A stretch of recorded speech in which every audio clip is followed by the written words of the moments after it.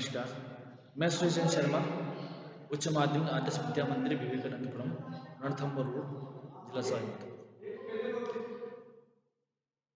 कल हम मुहावरे के बारे में पढ़ रहे थे और मुहावरे के बारे में विस्तृत रूप से जान रहे थे कि हम यानी कि अपने भाव को प्रदर्शित करना। यहाँ और आज आपकी जो कक्षा 9 हिंदी की जो पाठ्य पुस्तक है, गद्य भाग है, उस गद्य भाग में जो पुस्तक के जो पाठ है, पुस्तक के अंदर जो पाठ है, उस पाठों में से जो महत्वपूर्ण मुहावरे आए हुए हैं। प्रत्येक पाठ के अंदर एक या दो तो मुहावरा निश्चित रूप से आया हुआ है। उनको एक एक पाठ में से छांट करके लिखना, तैयार करना। जितने भी आपके पाठ, सारे पाठ हो गए, यहाँ एक साथ मुहावरे कलेक्शन हो गए, इकट्ठे हो गए। बार बार उनको एक एक देखने की आवश्यकता नहीं, यहाँ एक साथ पूरे पाठों के मुहावरे आ गए हैं और एक साथ आपको यहाँ याद भी हो जाएंगे। यहाँ आसमान छूना बहुत ऊंचा होना। आसमान छूने का मतलब यह नहीं कि आप उस किसी को हाथ लगा करके आसमान को छू सकते, तो संभव तो है नहीं। तो बहुत इसका जो भाव निकलता है, इसका जो अर्थ निकलता है, वह क्या निकलता है? इसका बहुत ऊंचा होना, सांवले सपने, मनमोहक इच्छा, प्रकृति में विलीन होना, प्रकृति में घुल मिल जाना,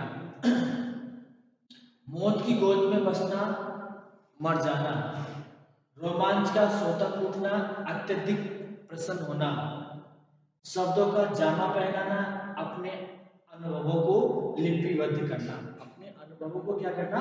लिपिबद्ध करना, यानी अपने अनुभवों को क्रम से लिखना। चेहरा भरा होना, स्वस्थ दिखना।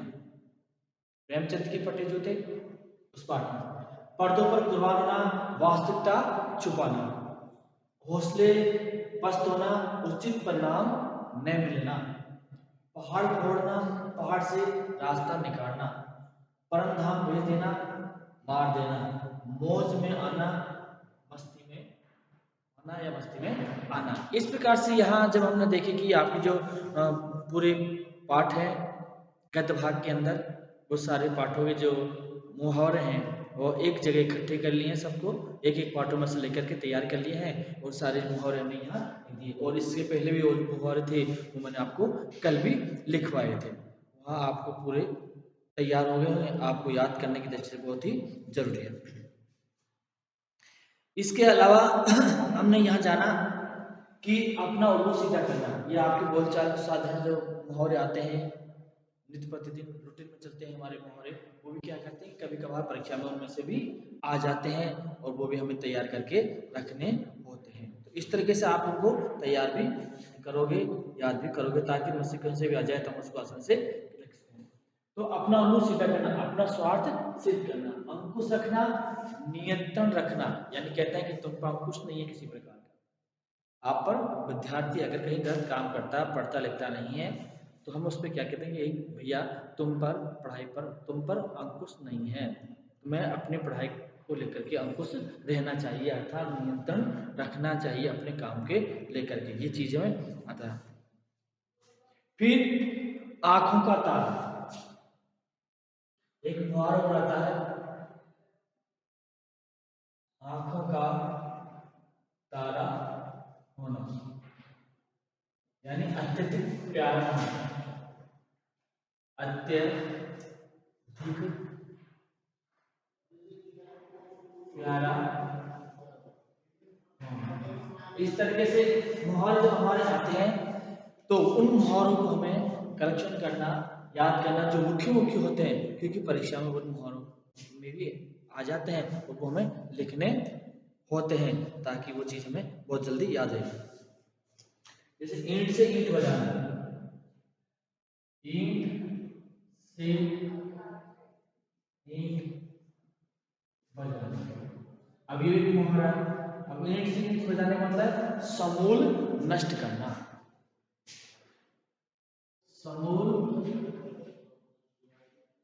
नष्ट करना। ये आपका ईंट से ईंट बजाना होता है कि समूल रूप से किसी चीज को देखना और उसको समूलता से नष्ट करने का हमारे भाव जागृत हो जाए, वो चीज हमारे इसके अंदर समझ में आती है।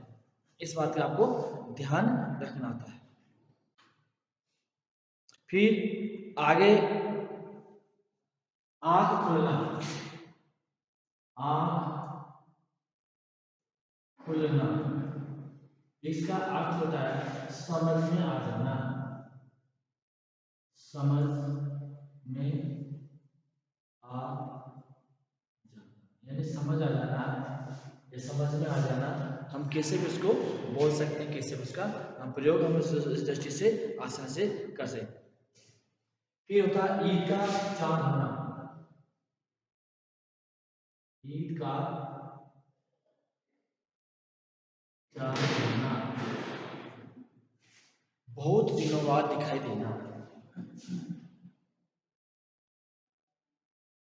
बहुत दिनों बाद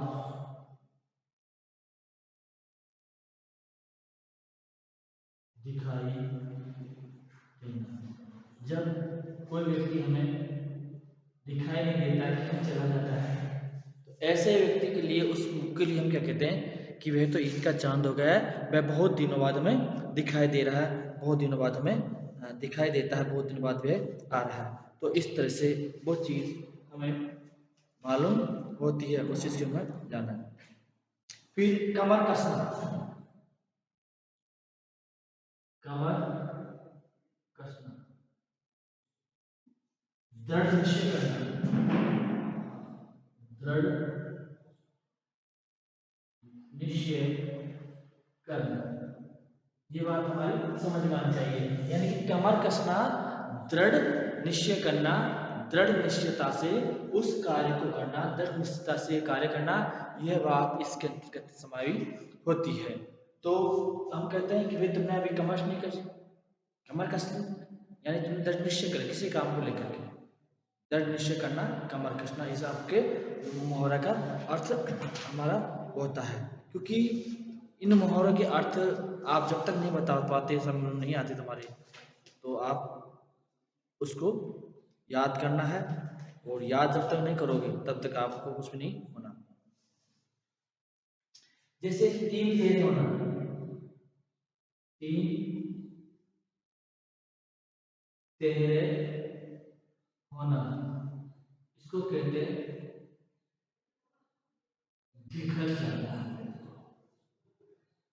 बिखर जाना। अर्थात हम कहते हैं कि यहाँ भी सभा हो रही थी, सभा तीन तेरे हो गई, पूरी सभा बिखर गई है, यानी कि तितर बितर हो गए, इधर उधर हो गए। तो इस तरह से जो मुहावरे आपके हैं, ये मुहावरे समझ में आने चाहिए। जैसे दंग रह जाना, दंग रह जाना, अब दंग रहना है आश्चर्यचकित रहना या अचंभित रहना, अचंभित होना, आश्चर्यचकित होना, अचंभित होना, दंग रह जाना, आप किसी भी तरीके से इसका प्रयोग लिख सकते हो। दांत पीसना, क्रोध प्रकट करना, दांत पीसना, क्रोध प्रकट करना, ये हमारी बातें आती है समझ में कि इस तरीके से दांत पीसना कहता है कि कोई व्यक्ति अगर गुस्से में होता है किसी से, तो वह दांत पीस करके बात करता है, तो हम कहते हैं वो दांत पीस करके मेरे से कुछ कहना चाह रहा है, अर्थात क्रोध में आ रहा है। अपना जो मन का भाव है उस व्यक्ति के आधार पर से मैं बताना, आपको मैंने इसकी परिभाषा के बारे में विस्तृत रूप से बताया था। इस तरीके से मुहावरों के अर्थ ये आपके जो पाठ्य पुस्तक के से आए हैं वो हो, और ये आपकी जो साधारण दृष्टि से जो हम नित्य प्रतिदिन इनको यूज में लेते रहते हैं, आप शुरू से ही छठी क्लास से चीज़ को पढ़ते हुए आए हो, कभी कभार क्या कि जानकारी की दृष्टि से इन मुहावरों में से भी आपसे कुछ न कुछ अर्थ तो जरूर पूछ लिया जाता है। तो ये भी ऐसा नहीं सोचा हमें इसको याद नहीं करना, ये मुहावरे जो हैं वो आपको याद होने चाहिए निश्चित रूप से। तो हम आसानी से कह सकते हैं कि जैसे इसके बाद में अगला है किस यहाँ लिखने के बाद मैं आगे भी लिख देता हूँ।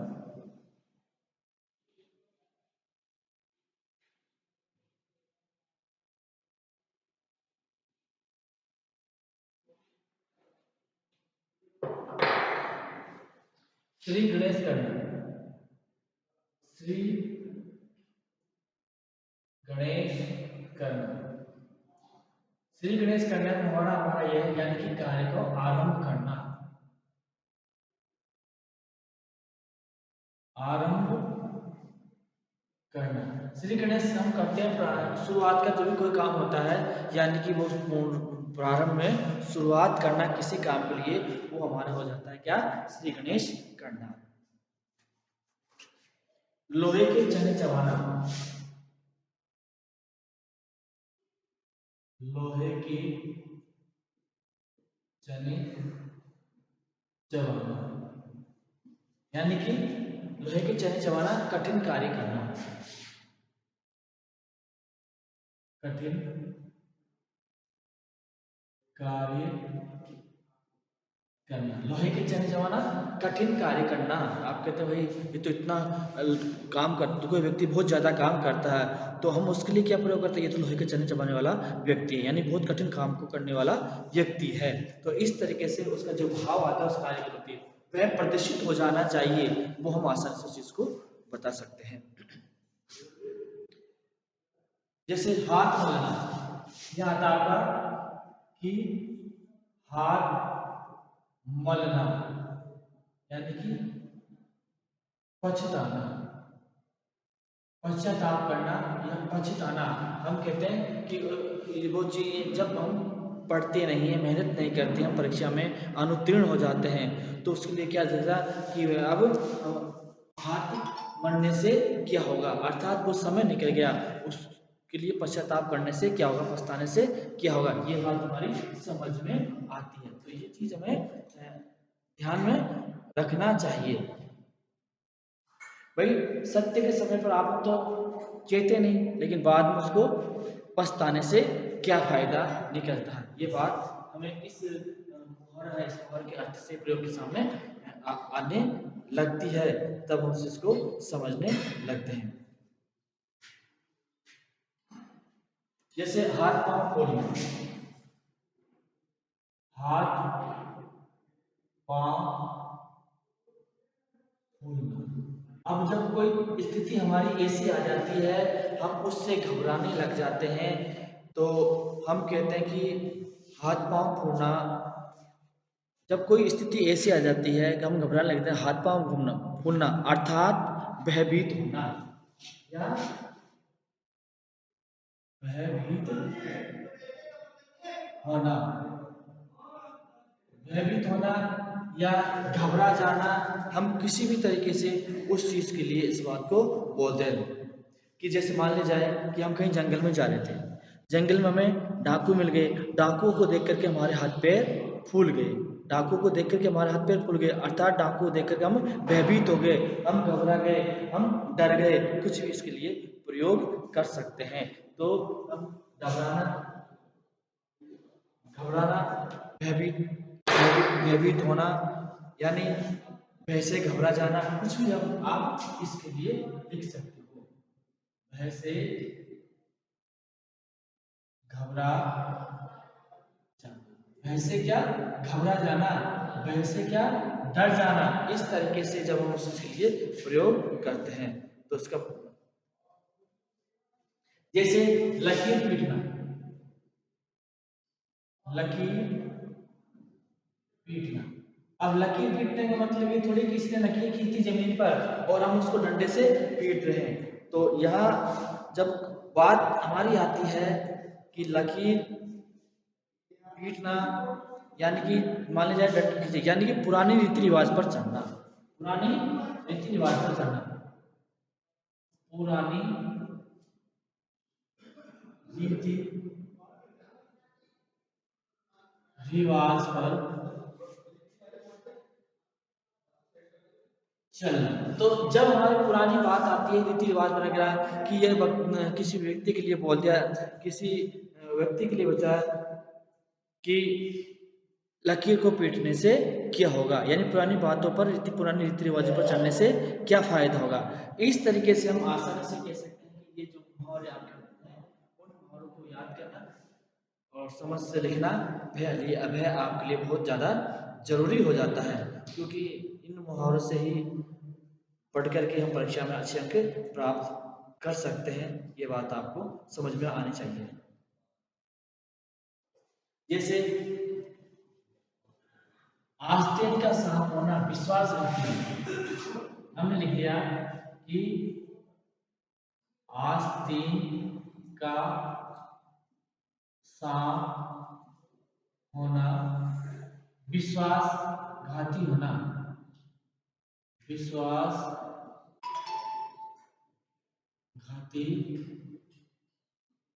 होना। आस्तीन का सांप होना यानी विश्वासघाती होना,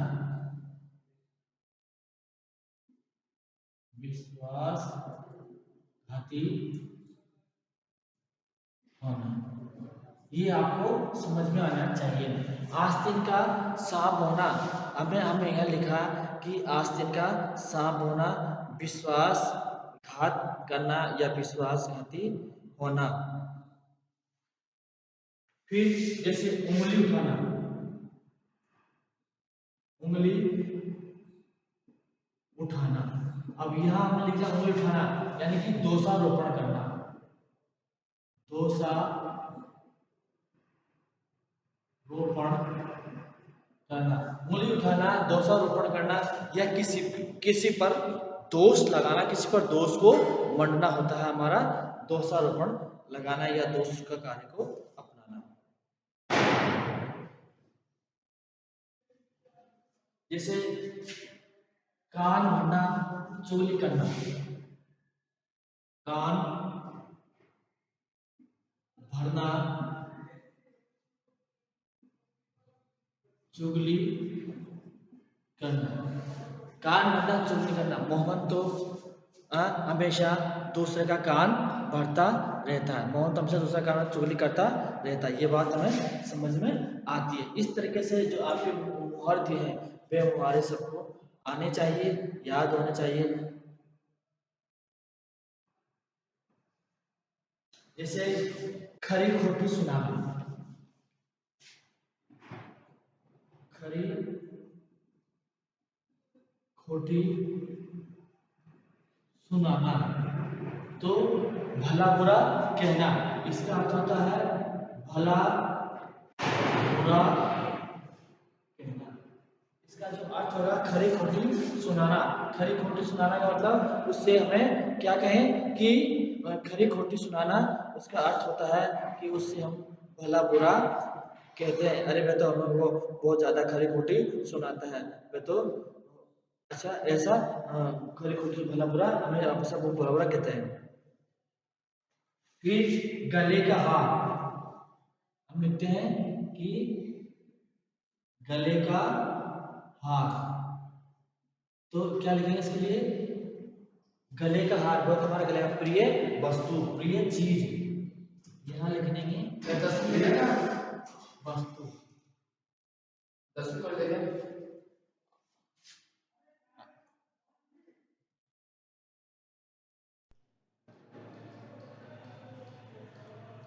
अब यहाँ जब बात आती है गले का हार प्रिय वस्तु, हम यहाँ देख लेते हैं। फिर घाव पर नमक छिड़कना, दुखी को और दुखी करना। घाव पर नमक छिड़कना अर्थात दुखी को और दुखी करना। चकमा देना, धोखा देना। नाक काटना, बदनामी करना। नाक रखना, खुशामद करना। ये आपको इतने मैंने मुहावरे लिखा है। ये सारे के सारे जो मुहावरे हैं, समस्त मुहावरे आपको याद होने चाहिए। क्यों कि ये पाठ्यक्रम वाले अलग हैं और जो रूटीन में अपन आते हैं, जो याद करते हैं कंटिन्यूटी में, वो अलग है। दोनों तरीके के जो मुहावरे हैं वो आपको पूर्ण रूप से याद होने चाहिए, क्योंकि ये महत्वपूर्ण मुहावरे हैं। और आज मुहावरों में से इतना ही। कल एक नया विषय लेकर के, नया प्रकरण लेकर के हम उपस्थित होंगे। तब तक के लिए नमस्कार।